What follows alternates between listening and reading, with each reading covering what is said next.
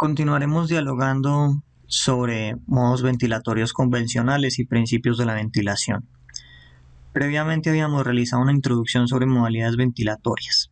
Sirva eso como base de lo que vamos a hablar de aquí en adelante. De todas formas, si no vieron ese video no importa, porque aquí vamos a recapitular varias cosas.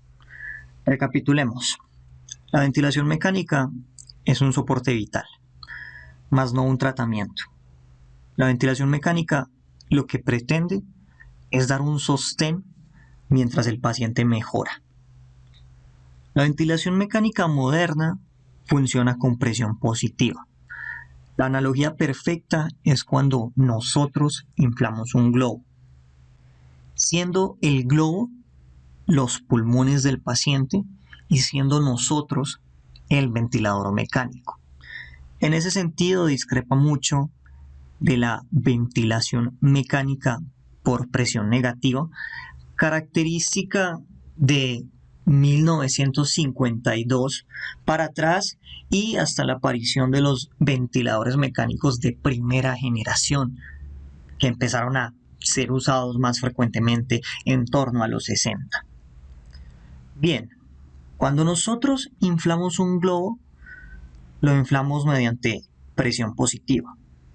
A diferencia de la respiración autónoma o fisiológica que se ejecuta por presión negativa mediante la contracción de los músculos, primordialmente del diafragma.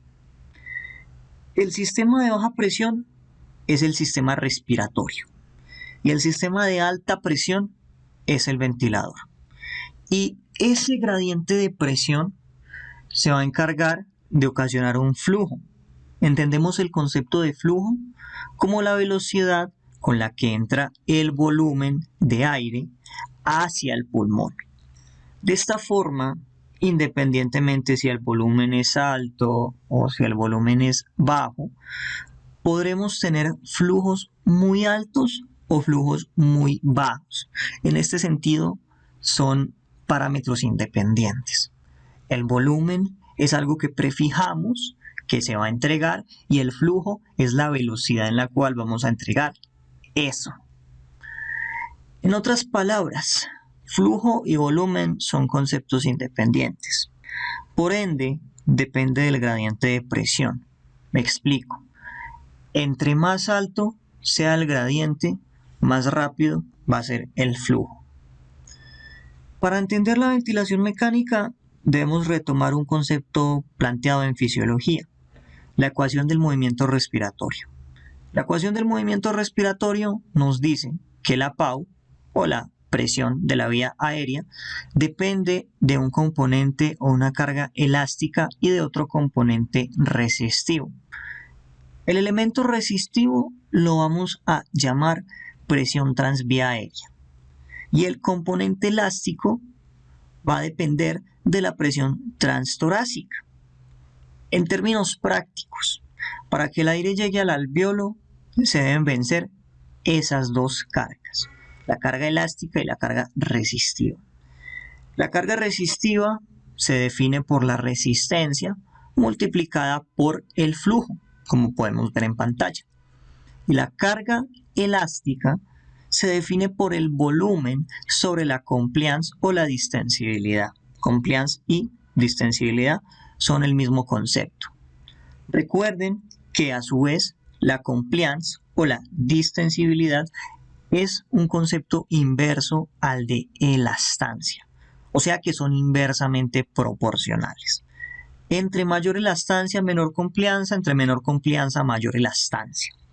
De esta manera, podemos entender que si un paciente tiene una alteración de la carga elástica, esto se puede intentar compensar mediante la manipulación de otras variables, por ejemplo, del volumen corriente, mientras que el aumento del componente resistivo se puede modificar mediante la modificación del flujo. Por lo tanto, algunos componentes manipulables van a dictaminar la presión de la vía aérea. A partir de este principio, podemos emplear la ventilación mecánica. Por ejemplo, el flujo, el volumen corriente y la PIB. Los otros componentes son relativamente autónomos, pero esto es una cosa relativa. ¿Por qué? Por ejemplo, la resistencia puede ser modificada. ¿Modificada mediante qué? Mediante la aspiración de secreciones, mediante la eliminación de tapones de moco o mediante la elección de un tubo de tamaño adecuado. Para entender la ventilación mecánica, debemos comprender algunas curvas y algunos bucles, debido a que nosotros entendemos la ventilación mecánica según el comportamiento de ¿qué? Según el comportamiento de la presión, según el comportamiento del flujo y según el comportamiento del volumen. Estos tres parámetros, su comportamiento en el tiempo. Por eso podemos apreciar en pantalla una curva flujo-tiempo, una curva presión-tiempo y una curva volumen-tiempo. Todas estas curvas, si nosotros las podemos interpretar, nos dicen mucha información y nosotros vamos a intentar de aquí en adelante comprenderlas a cabalidad. Empezaremos con la curva flujo-tiempo. Esta es la única curva que tiene un componente positivo, que es la parte inspiratoria, y un componente negativo, que va a ser la parte expiratoria. La curva flujo-tiempo nos indica el comportamiento de la velocidad de entrada de aire en el tiempo. En el eje X de esta gráfica tenemos el tiempo y en el otro eje nosotros vemos el flujo. También debemos saber que todo lo que se encuentre encima de la X va a corresponder al flujo inspiratorio y aquello que se encuentre debajo va a representar el flujo expiratorio. Esto es algo muy importante. Hacia arriba tenemos la representación del flujo inspiratorio y hacia abajo tenemos la representación del flujo expiratorio. En otras palabras, lo que esté arriba describe el comportamiento del aire en dirección hacia el alvéolo y lo que esté hacia abajo describe el comportamiento del aire que pasa a la boca y posteriormente al exterior. Si interpretamos esta curva, vemos que nos indica, al ser una curva cuadrada, que el flujo entró rápido a una misma velocidad, siendo exhalado inicialmente a gran velocidad y posteriormente a menor velocidad hasta que finalmente llega a cero. Acá vemos el cambio abrupto a una velocidad constante para la inspiración, vemos la expiración, aquí podemos apreciar cómo baja inicialmente a gran velocidad a una velocidad constante y posteriormente empieza a disminuir esa velocidad hasta que llegamos a donde tengo el cursor, que es el cero. Este patrón que nosotros vemos en pantalla es un patrón o una morfología de flujo cuadrado. Otra cosa importante es que el área bajo la curva del flujo va a corresponder al volumen corriente movilizado.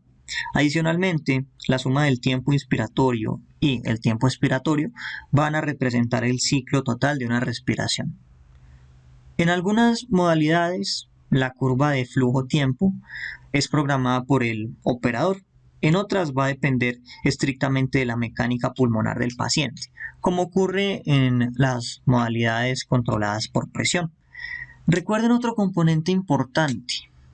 Recuerden que la expiración es pasiva. La expiración se va dando a medida que la contracción de los músculos inspiratorios paulatinamente empieza a disminuir.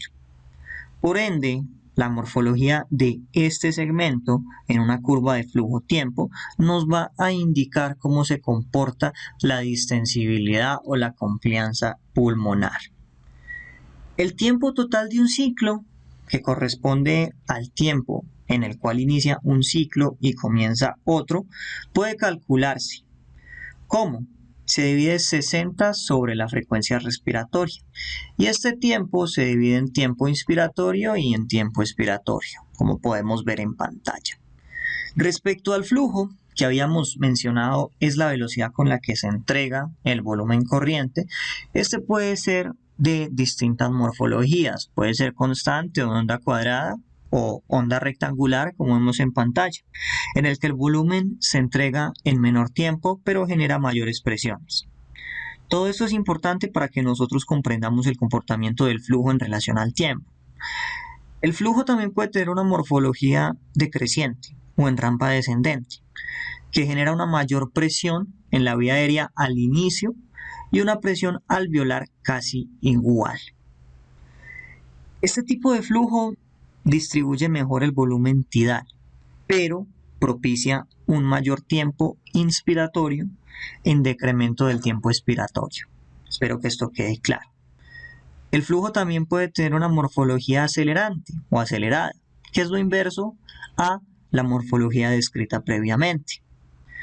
La última modalidad va a ser la modalidad sinusoidal o senoidal, que es similar a la anterior, pero incrementa aún más el tiempo inspiratorio. Esto lo profundizaremos posteriormente. En teoría, si nosotros comprendemos la curva flujo-tiempo y la comparamos con la fisiología normal, la morfología descendente es la más fisiológica. Aquí podemos apreciar los distintos tipos de flujo mencionados. Es importante destacar que el flujo desacelerante, donde entra a una máxima velocidad y luego se expira paulatinamente, en teoría, como dijimos, es la más fisiológica. ¿Por qué? Porque es la que conserva la relación IE normal. Que la relación IE normal, si ustedes recuerdan otros conceptos que mencionamos a priori, es de 1,2 o es de 1,3.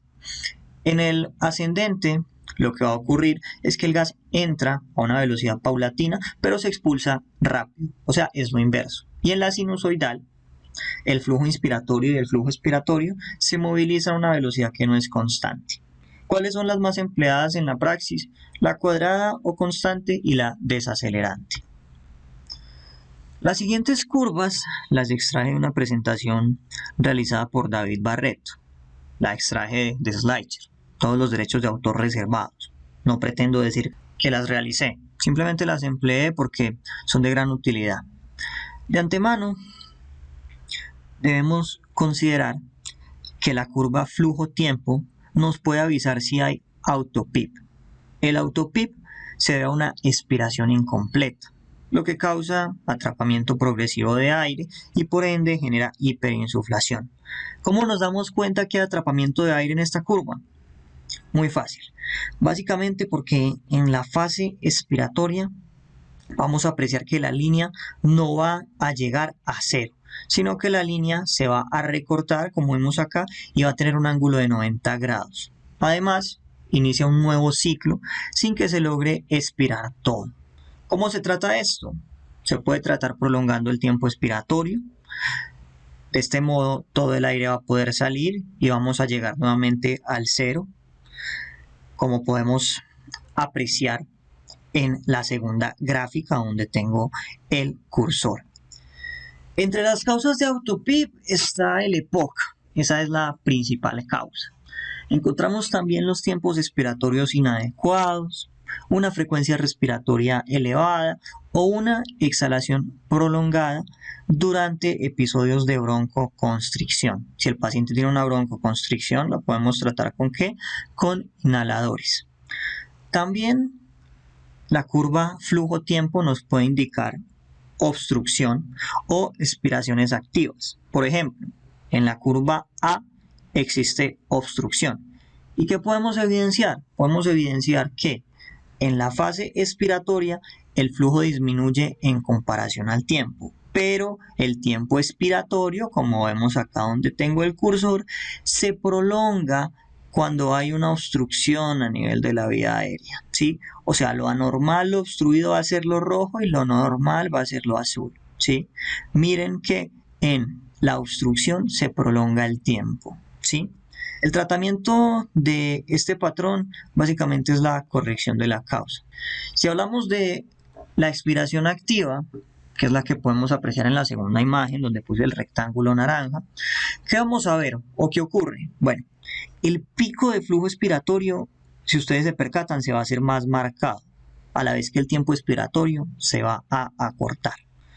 Para tratarlo, podemos emplear mejoras en la pseudoanalgesia. Vamos a buscar también una mejoría en el confort del paciente.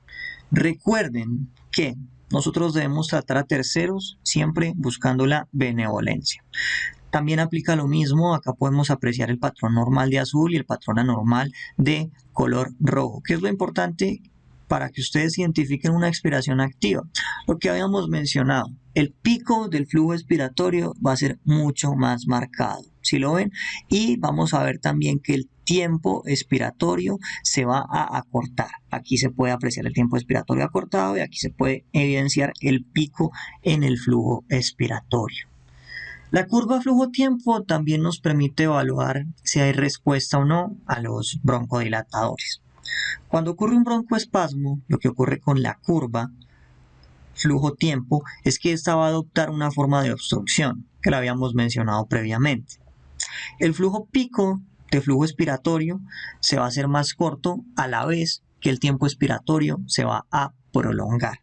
Cuando nosotros suministramos broncodilatadores como salbutamol, entre otros, cuando hay respuesta, lo que va a ocurrir es que el flujo expiratorio se va a hacer más largo, a la vez que el tiempo expiratorio se va a cortar. Sencillo, miren la imagen A. Miren que hay un flujo expiratorio más pequeño en cuanto a la onda pico. Miren que el tiempo expiratorio se prolongó y cuando nosotros utilizamos un broncodilatador en la B, que es una imagen en la cual se respondió, primero, como una respuesta satisfactoria al broncodilatador, pues el tiempo expiratorio se acortó. Eso es mucho más corto que esto. Y por otro lado, también podemos evidenciar claramente que lo que vendría a ser la onda de flujo o el pico de flujo expiratorio, miren que se prolongó, ¿sí? O un aumento. A continuación vamos a ver unas curvas de volumen-tiempo. Estas curvas de volumen-tiempo sí fueron realizadas por mí.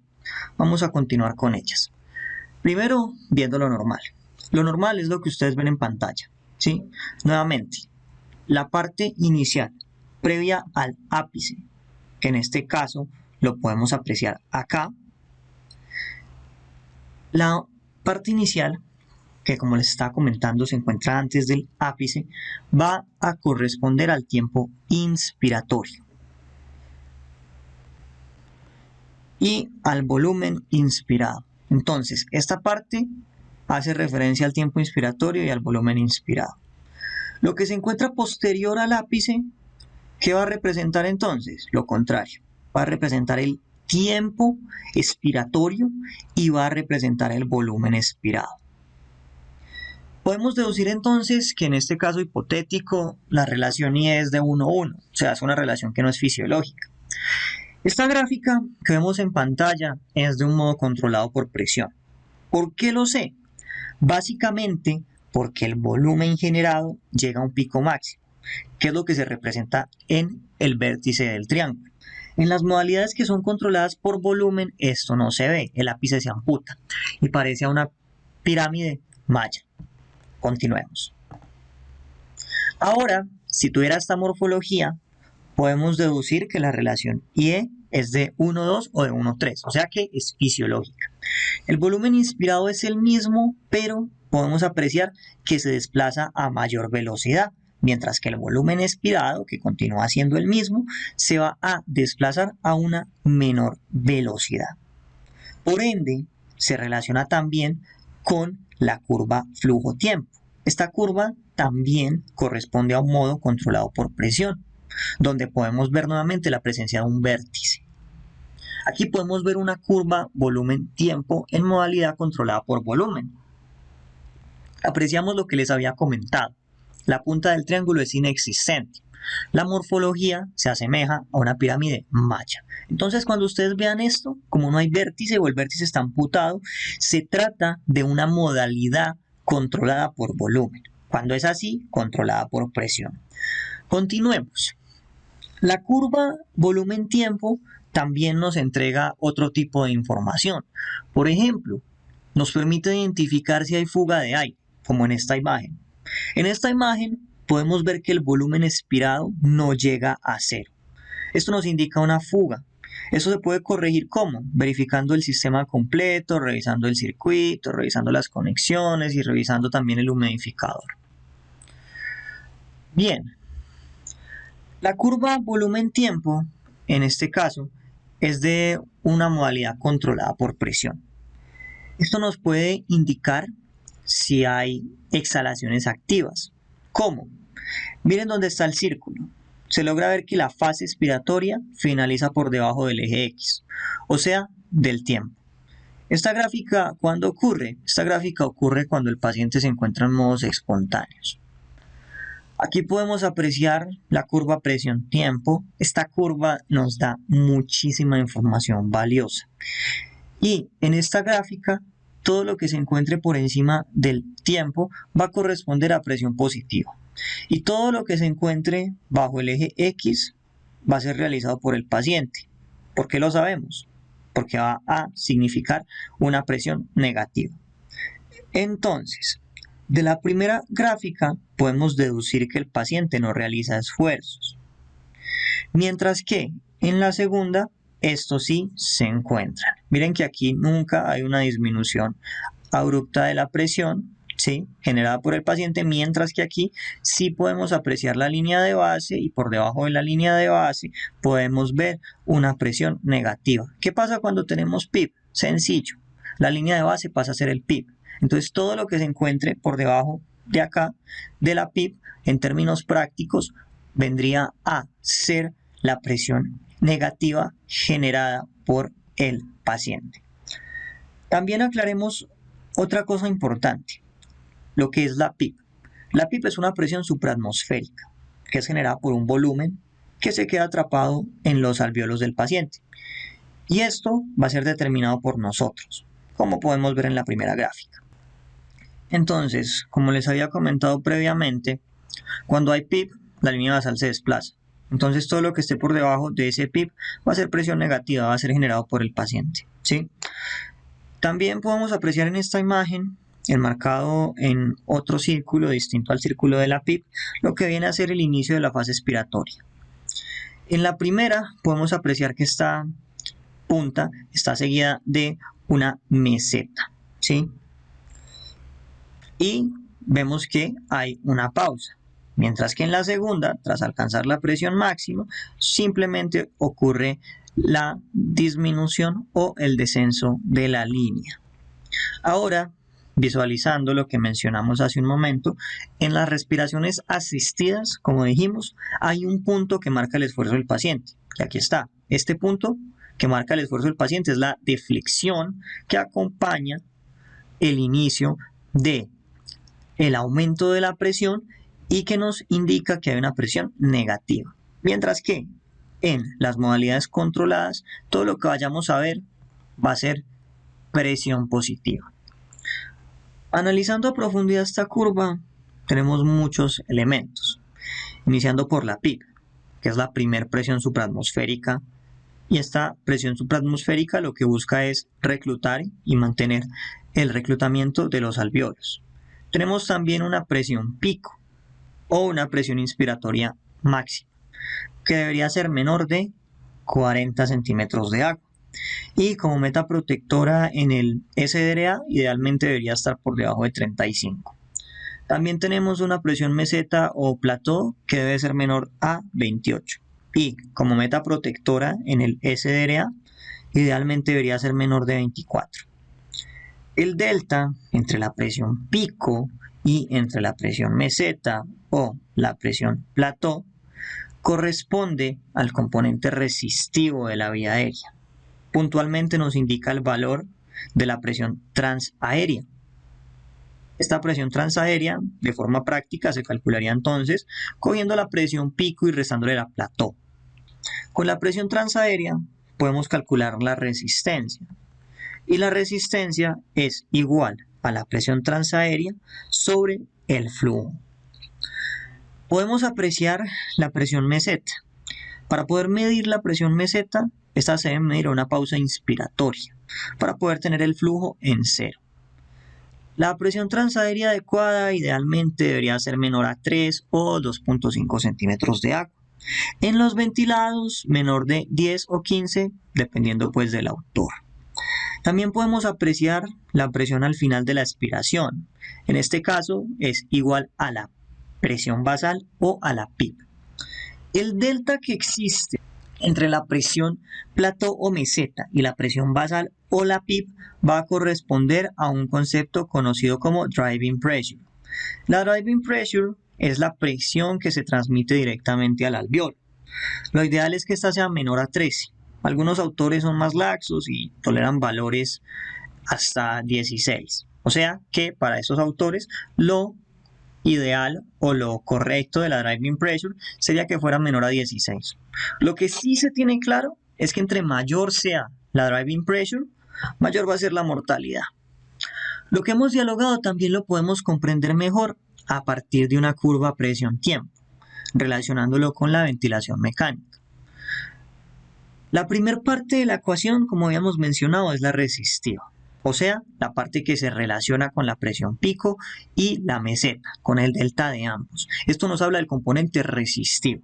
En otras palabras, el componente resistivo, como habíamos dicho, va a ser igual al pico menos la presión meseta. Por otro lado, la diferencia entre la meseta y la presión basal o PIB va a ser la driving pressure. Valores normales entonces para tener en cuenta y para aprender. El valor normal de la pico es por debajo de 40. El valor normal de la plató o la meseta es menor a 30 o 28, dependiendo del autor. El valor normal de la driving pressure es por debajo de 14 o 16. Esos son los valores de seguridad para la ventilación mecánica. Lo más ideal es que tomemos como valor normal el más pequeño posible, ¿sí? Recuerden que en los pacientes ventilados, este componente resistivo debe ser menor a 10. Y en los pacientes que no están ventilados por debajo de 3 a 2.5. Ahora vamos a mencionar algunas consideraciones teóricas. Si yo programo un flujo cuadrado constante, la curva presión-tiempo va a ser en ascenso, no como la que estábamos estudiando previamente. Anuncio que esta gráfica fue extraída de una exposición que fue publicada por el Ministerio de Salud del Gobierno de Chile. Bueno, continuando. Esto se debe a que a medida que vayamos insuflando al pulmón, la curva de presión va a ir en ascenso. Como al ser la curva de flujo cuadrado, sabemos que hay un flujo constante, por lo que para mantenerlo sin que se caiga, cada vez se va a tener que ir haciendo más y más presión. Eso se expresa en una curva ascendente en la presión. En este caso, si nosotros quisiéramos medir el componente resistivo o elástico, lo que tendríamos que hacer es lo siguiente. Tendríamos que trazar una línea como la vemos en pantalla. Una línea a nivel de la presión basal, la cual va a continuar con esta angulación y cuando nosotros hagamos el delta de esto, podríamos calcular el componente resistivo, lo cual es un poco más complicado. La parte superior, nuevamente, como dijimos, sería el componente resistivo, o sea, lo que está acá donde yo estoy poniendo el cursor. Esto sería la presión transaérea. Y lo que está aquí abajo vendría a ser el componente elástico o vendría a ser el driving pressure. Todos los aumentos en la curva de presión se explican por la alteración en la ecuación del movimiento respiratorio, para lo cual debemos evaluar diversas variables. Variables continuas, constantes, y cuáles fueron las variables que se cambiaron. Me explico. La presión puede aumentar porque aumenta el flujo. La presión puede cambiar porque hay modificaciones en la resistencia, el volumen y la distancia. Pero si aumenta la confianza, puede caer. O sea que todos los valores se pueden ir modificando dependiendo que hayan cambios en otros parámetros que se encuentren dentro de la ecuación. Hagamos un ejemplo para que esto quede claro, para que no quede tan abstracto. Tenemos un paciente intubado bajo ventilación mecánica controlada por volumen, en el cual el ventilador se programó para dar un volumen corriente de 450 mililitros, un flujo de 35, una PIB de 10, una relación IE de 1,3 y una frecuencia respiratoria de 14. Revisamos la gráfica de presión-tiempo en un primer momento, encontramos que la presión pico está en 30 y que la presión meseta es de 28, por lo cual sabemos que tiene una presión transaérea de 2. Pico menos meseta, 30 menos 28, 2. Al ser la PIB de 10, la driving pressure va a ser de 18. porque la driving pressure va a ser el delta de la presión meseta y la PIB, o sea, 28 menos 10, 18. En un segundo momento, ha pasado el tiempo, volvemos a mirar estas gráficas, porque recuerden que estas gráficas cambian, son dinámicas. Vamos a ver que la presión pico está en 40 y la meseta está en 35. La PIB todavía continúa en 10. En este caso, la presión transaérea o el componente resistivo va a ser de 5, aumentó. Y la driving pressure aumentó muchísimo más, pasó de 18 a 25. El flujo continúa al igual que el volumen corriente en el mismo valor. O sea que el flujo continúa siendo de 35 y el volumen corriente continúa siendo de 450.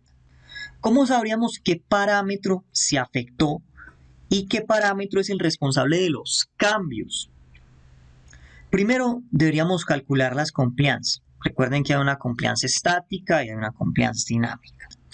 En un primer momento, según las fórmulas que vemos en pantalla, que nos dicen que la compliance elástica es igual a volumen corriente sobre el delta de la plató y la PIB, y que nos dice que la dinámica es igual al volumen corriente sobre el delta de la presión pico y la PIB, veríamos que la compliance elástica de este paciente daría 25 en el primer momento. Para el segundo momento, la compliance estática sería de 18 y la dinámica sería de 15. En otras palabras, las compliance disminuyeron, por lo cual, recordando que la complianza o distensibilidad es el inverso a la elastancia, si disminuyó la complianza, podríamos concluir que la elastancia aumentó. Ahora, ¿cómo identificamos qué parte se alteró para poder modificar los tratamientos? Básicamente con los resultados anteriores. Vamos a mirar los otros parámetros. Entonces recordemos, en la situación 1 y la situación 2 el flujo continúa igual. En la situación 1 y 2 el volumen continúa igual. Sin embargo, la resistencia aumentó en el segundo momento. ¿Por qué? Porque la presión transaérea pasó de 2 a 5. También vimos que las complianzas disminuyeron. O sea que la elastancia aumentó. Esto significa, por el lado de la presión transaérea, que esta pudo aumentar por la presencia de secreciones en la vía aérea, por ejemplo moco en el tubo, o por mala sedación, que esta mala sedación puede hacer que el paciente muerda el tubo, o también por obstrucciones de la vía aérea por broncoespasmo, entre otros. Entonces, por el lado de la presión transaérea que aumentó, nosotros podríamos hacer esas acciones que les estoy diciendo, dependiendo cuál fue la noxa de su aumento. Entonces debemos buscar esa noxa para corregirla. Y por otro lado, por el lado de las complianzas que disminuyeron y por el lado de la elastancia que aumentó, nosotros deberíamos tratar la causa de esa disminución de la distensibilidad. Entonces vamos a continuar con esta diapositiva. ¿Qué situaciones nos disminuyen la distensibilidad y nos aumentan la elastancia? Acá podemos ver muchos ejemplos. Causales de un aumento significativo de la elastancia y una disminución de la confianza: SDRA, fibrosis pulmonar, obesidad, embarazo, derrame pleural, neumotórax, masas, ocupaciones alveolares por pus, sangre o agua, atelectasias, cifoescoliosis, grandes quemados, etc. Mientras que condiciones que disminuyen la elastancia aumentan la confianza, el enfisema. Ese es el ejemplo de oro. Retomando con la ecuación del movimiento respiratorio, comprendiendo de esta manera cómo, si la estudiamos, podemos intervenir adecuadamente al paciente, podríamos concluir que muy posiblemente la causa de la disminución de la distensibilidad del paciente previo podría corresponder a un SDRA, donde tanto la presión pico como la presión meseta se elevaron y el delta usualmente en estas situaciones no suele ser superior a 5. Con esto ya queda un poco claro lo que nosotros habíamos mencionado en esta diapositiva, y es que todos los aumentos en la curva de presión se van a explicar por la alteración en la ecuación del movimiento respiratorio.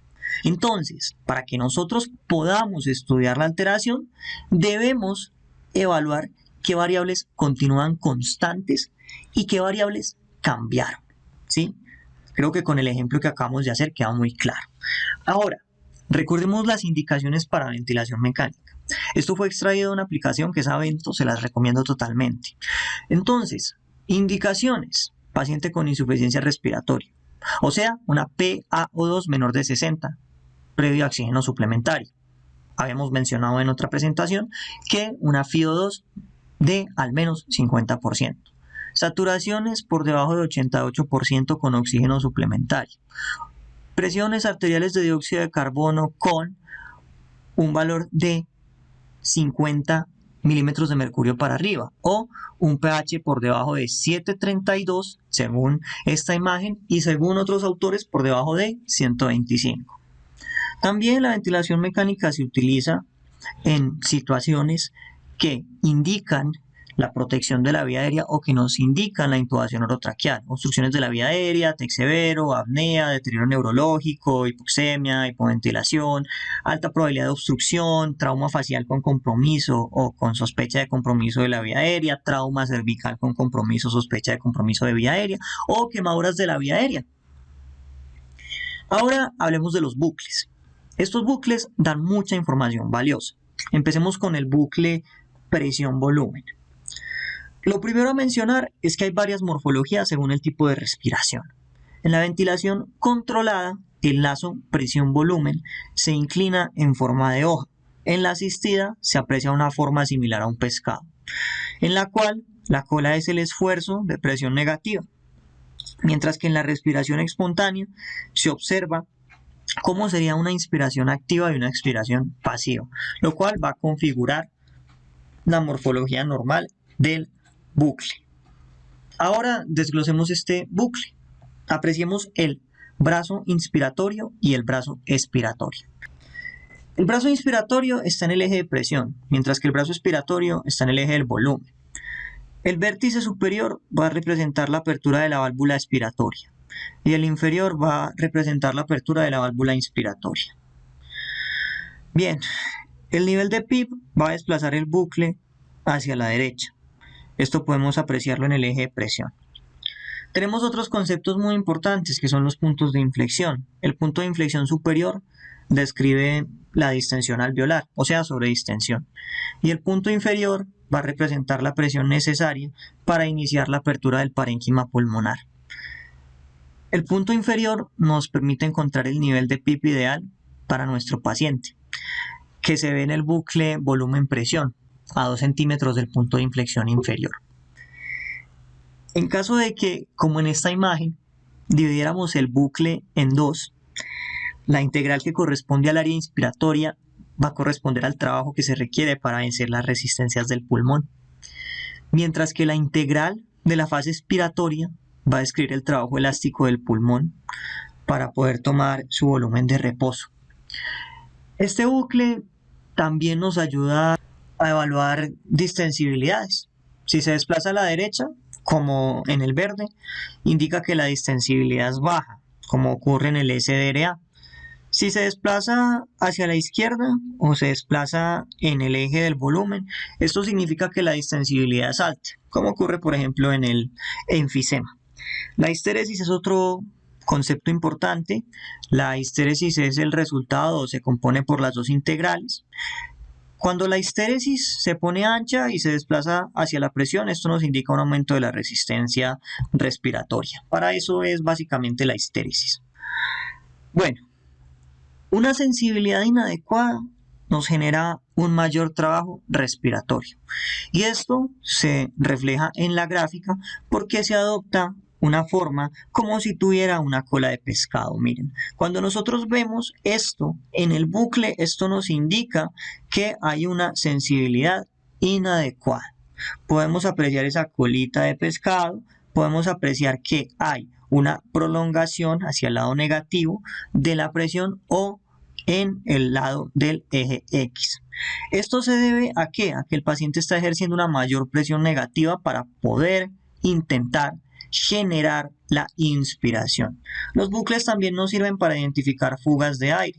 Las fugas de aire se expresan en el bucle dado que la fase expiratoria no va a terminar en el eje X de presión, sino que va a terminar en el eje de volumen. Entonces, cuando ustedes vean esto, vean que lo que viene a ser la fase expiratoria no termina en el eje de la presión, que es el X, sino que termina en el eje Y, que es el eje de volumen, eso nos indica que hay una fuga de aire. Vamos a continuar con el bucle de flujo-volumen. En él se distingue una fase inspiratoria, que está aquí etiquetada con 1. También se distingue una fase expiratoria, que en este caso está identificada con el número 2. El inicio de la expiración vendría a ser entonces el 3 de la gráfica. Y lo que vemos aquí, que es el 4 va a ser el inicio de la inspiración. Entonces, 4, inicio de la inspiración. ¿Sí? 1, fase inspiratoria. 3, vendría a ser inicio de la expiración. Y el 2 vendría a ser la fase expiratoria. Este bucle nos permite también identificar fugas. ¿Cómo? Esto ocurre porque al terminar la fase expiratoria, como vemos acá, no se alcanza a cerrar el lazo. Miren, lo anormal es lo rojo, lo normal es lo azul. En lo azul sí se cierra el lazo, en lo rojo no se está cerrando el lazo. Como ustedes pueden ver, el rojo termina en un lado desplazado a nivel del eje del volumen o del eje X. Estos bucles también nos permiten identificar el atrapamiento de aire. ¿Cómo así? El atrapamiento de aire se refleja cuando el ciclo termina en el lado negativo del eje Y o del flujo. Lo normal nuevamente es lo azul, miren que termina adecuadamente en 0, mientras que lo anormal podemos apreciar como el ciclo va a terminar a nivel del eje Y, va a ser negativo. ¿Eso qué nos indica? Atrapamiento de aire. Estos bucles también sirven para ver aumentos en la resistencia de la vía aérea. Estos aumentos se reflejan en una fase expiratoria más prolongada hacia el lado negativo del eje Y o del eje del flujo, por lo cual la porción expiratoria de la gráfica, como vemos acá, se hace más picuda. Entonces, hay una fase más picuda de la porción expiratoria y vemos una prolongación de la fase expiratoria a nivel del lado negativo del eje Y o del eje del flujo. Por último, la presencia de los clásicos dientes de sierra en este bucle nos indica la presencia de líquido en el sistema respiratorio o en el circuito del ventilador. Entonces, ¿qué podemos concluir? Podemos concluir esto, que el análisis de los bucles y las curvas nos otorgan mucha información útil sobre la mecánica del paciente y sobre cómo intervenir y hacer soluciones dependiendo del estado del mismo. Continuaremos recordando que la ventilación mecánica tiene unos objetivos clínicos y fisiológicos. Esto existe desde 1994. Cuando se publicaron estos objetivos en el Intensive Care Medicine, una de las revistas más importantes de medicina intensiva. En cuanto a los objetivos fisiológicos, retomemos, la ventilación mecánica debe asegurar una ventilación alveolar y una oxigenación arterial óptima. Esto lo vamos a objetivizar mediante la medición de la PaCO2 y el pH para la ventilación, y la PaO2, la saturación de oxígeno, y el contenido arterial de oxígeno para la oxigenación arterial. Recuerden que la PaCO2 va a ser directamente proporcional a la producción de CO2 y va a ser inversamente proporcional a la ventilación alveolar. Según lo que vimos en fisiología, la ventilación alveolar va a ser igual al volumen corriente menos el volumen del espacio muerto. Considerando lo anterior, para poder modificar los niveles de PaCO2, podemos manipular el volumen corriente, la frecuencia respiratoria y, en último término, el espacio muerto, como cuando se cambia en hipercápnicos la humidificación pasiva por activa.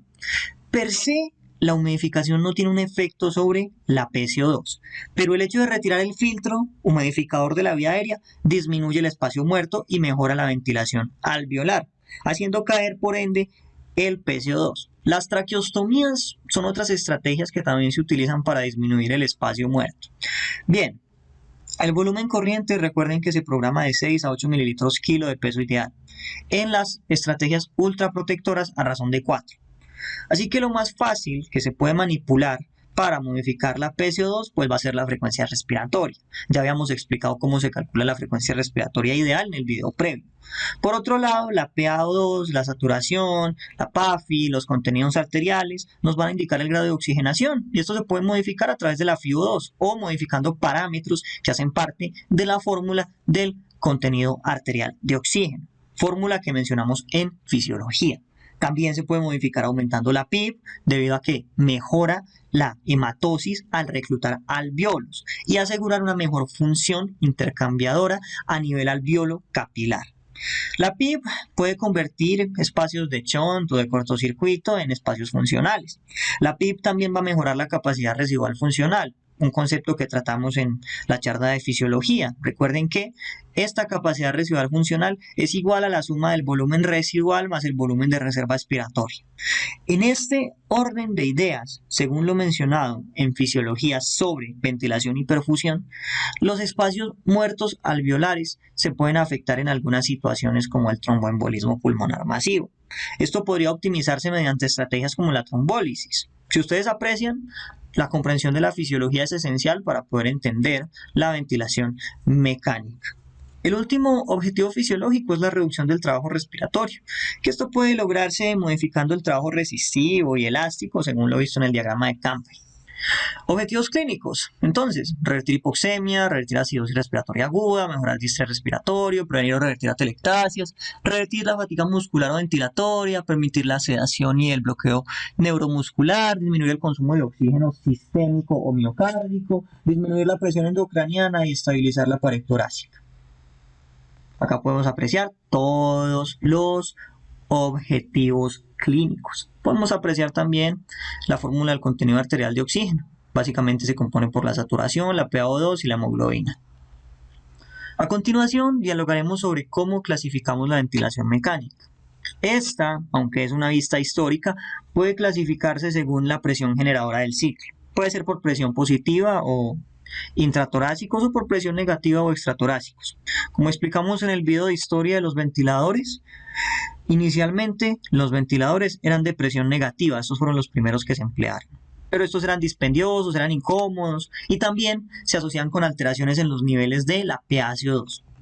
Lo que hacían los ventiladores por presión negativa es que al aplicar una presión negativa, al igual que ocurre con la respiración normal, se expandía el tórax y se ingresaba aire. Los ventiladores con presión positiva lo que hacen es generar un gradiente que permita que el aire se desplace desde lo externo a lo interno. La ventilación con presión positiva, cuando se utiliza una PIB alta, tiene un efecto importante a destacar y es que puede llegar a disminuir el retorno venoso. Los últimos ventiladores mecánicos de presión negativa a nivel histórico son los de coraza, que estos se ajustan sobre el tórax del paciente. Estos ventiladores de presión negativa se emplearon en pacientes con problemas neuromusculares para poder dar un descanso a la musculatura. Mientras que los ventiladores de presión positiva son lo que hemos mencionado durante toda esta charla y son los que se utilizan actualmente. Estos pueden ser invasivos o no invasivos dependiendo de los interfaces. Recuerden que esto no se determina por el equipo, sino que esto se determina por los interfaces empleados. Según la fuente de energía, también podemos clasificar los ventiladores como neumáticos o eléctricos. Los neumáticos son los más antiguos, no requieren conexión a redes eléctricas. Actualmente algunos de estos se ocupan para el transporte, mientras que los ventiladores eléctricos sí emplean una fuente de energía eléctrica y estos han ido evolucionando para ser ventiladores electrónicos.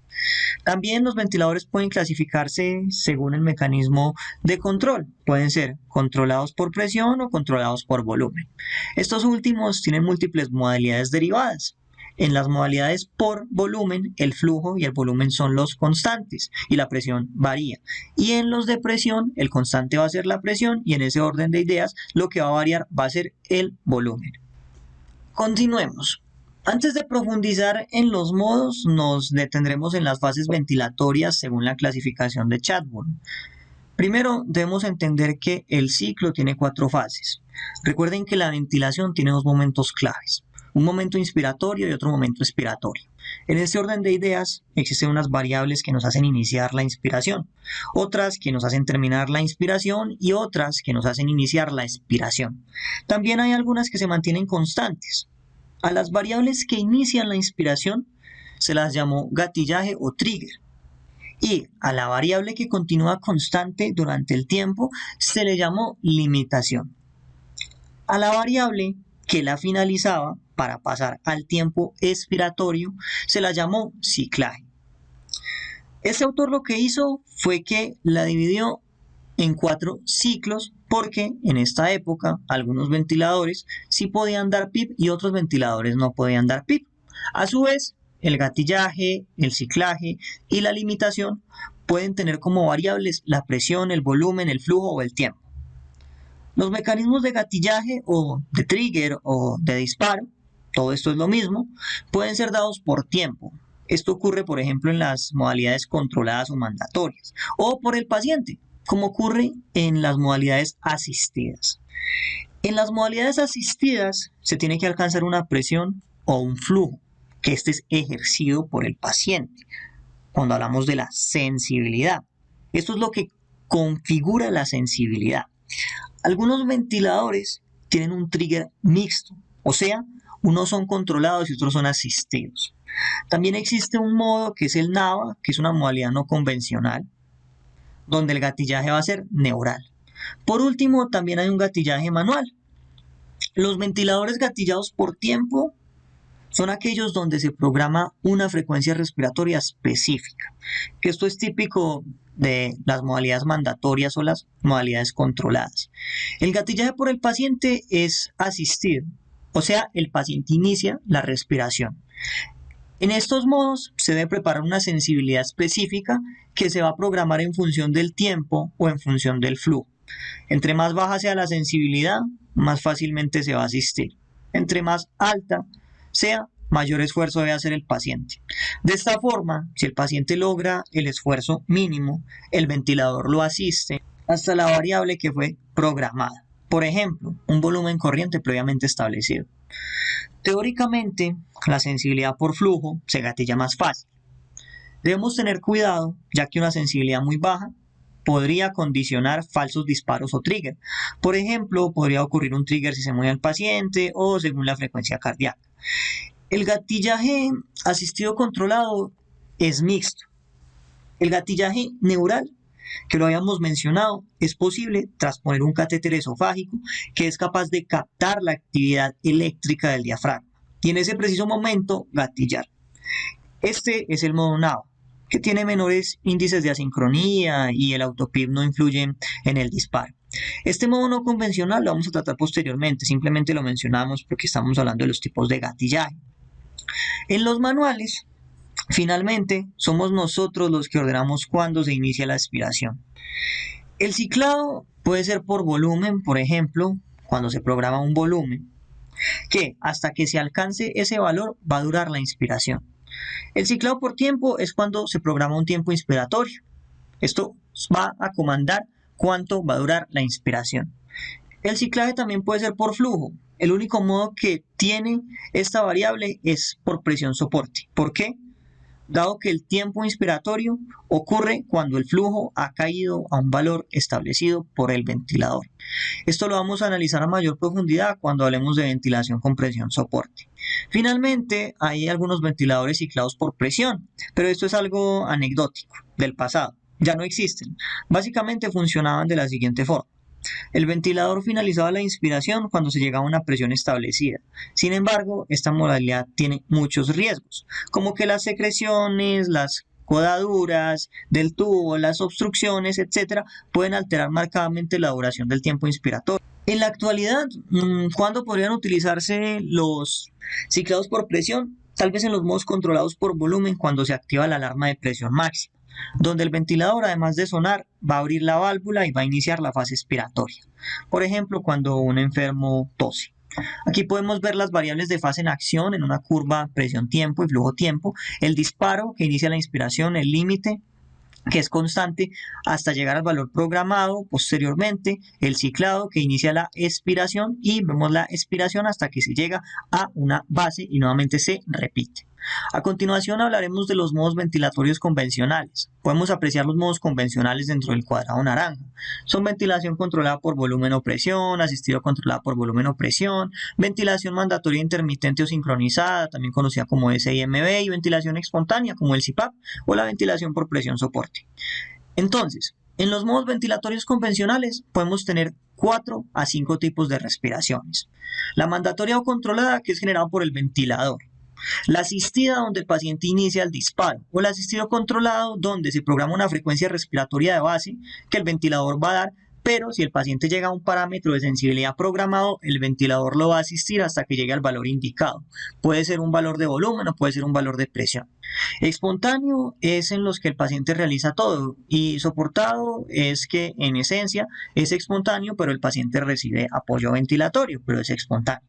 Empecemos. Cuando programamos un modo de volumen control, o sea, donde el ventilador es el que dispara según la programación especial y el paciente no puede asistir, se programa el volumen corriente. Puede que programemos el flujo inspiratorio y el tiempo inspiratorio. Las otras variables van a ser la FiO2, la frecuencia respiratoria, la relación IE y en ocasiones la PIP.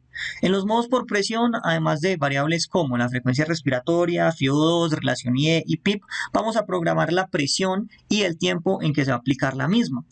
¿En qué consiste el asistido controlado por volumen? Fácil. Si el paciente está totalmente sedado y no alcanza la sensibilidad programada, el ventilador se comporta como un controlado.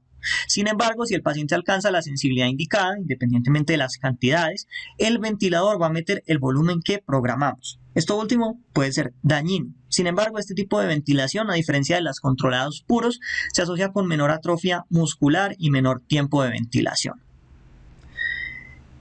En cuanto a los asistidos controlados por presión, en esencia funciona en cuanto a lo que habíamos explicado de que si el paciente tiene un esfuerzo y se apoya por parte del ventilador ese esfuerzo. Pero si el paciente no asiste ninguno, pues el ventilador se va a comportar como una modalidad controlada. La gran diferencia de esta modalidad con la de volumen es que el volumen no va a ser constante, mientras que la presión sí lo va a hacer.